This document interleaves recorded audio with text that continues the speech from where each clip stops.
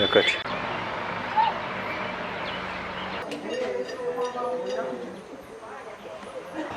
manya gange Ssebuwagi Faizo Deputy RDC w'e Kassanda ali mu kugenda kati Sembabule emirimu era emitongole.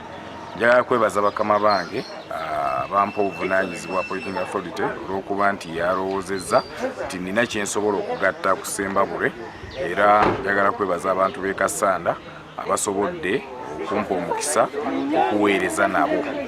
So mpeereza nabo mu buntu bulamu, mu bukkakkamu, era njagala kubeebaza, neebaze ne mukama wange Fidi Namulindwa nga immediate supervisor wange, ate neebaze Bishop waffe Ssaalongo James Bukomeko owa Diocese yaffe y'Emityana.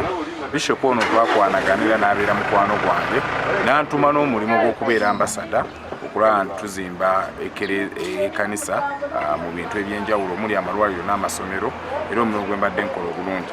So bwe namutegeezezza nti ndi mugenda, yasazeewo ajje asabireko era nsiibule ate ampe n'omukisa osobole okugenda okuweereza ewalala bannayuganda.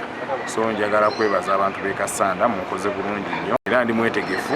Bonabonaye muba munjagalidde okudda e Kassanda, nja kudda tukole kubanga ffe tumukuweereza bannayuganda.